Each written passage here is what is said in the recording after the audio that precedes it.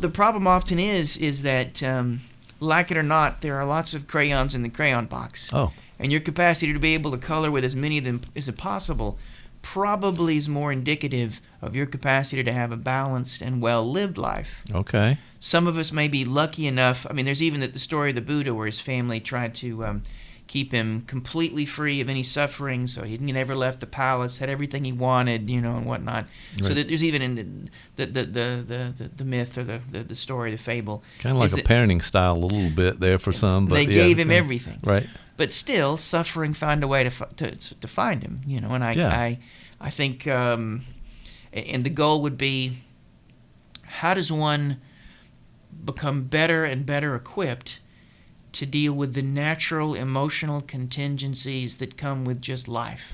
And as you may know this, the feelings that you have when you're 18 can be different than the feelings you have when you're 50. Mm-hmm. And so it is an ever-changing landscape.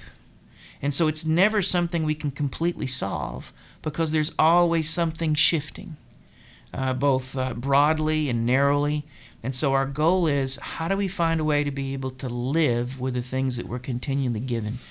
And a big chunk of that is some degree of suffering. And nothing could make you suffer more if you think you're supposed to be living the life you see in a truck commercial. Right. Well, I was almost thinking of just about any commercial these days. When it's medicine, you have a terrible medical problem, but people are sort of bounding through the wheat field with the sun shining, and everybody's happy, and all the models. That's your idea of what life would be.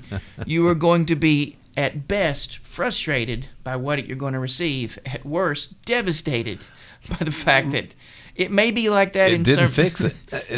And it may be like that at moments. There are moments of pure joy and exultation that come from just, there are.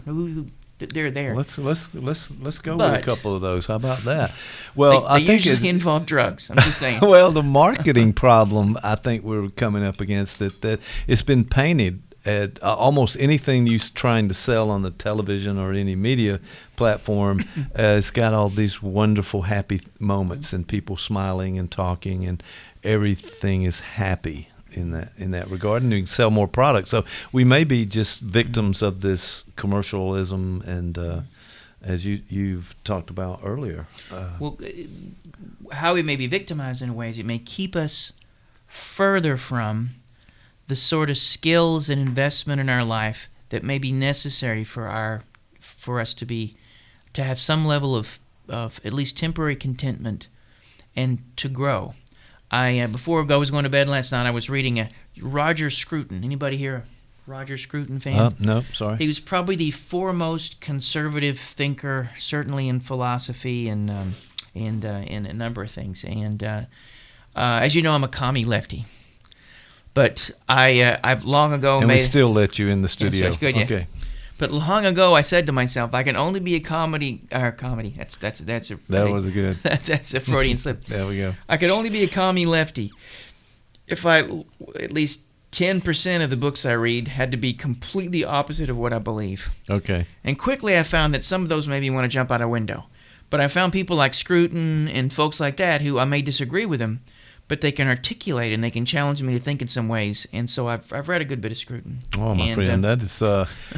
I'm glad you had that balance there. But, there are people who have never heard the opposite of their beliefs. They never heard any contradictions to the other side. And it seems to be in this, Dr. Hackett and I talked about earlier, this notion of this have and have-nots and the differences and the political differences and the siding. Well, they talk about the bubbles that we live in. Right.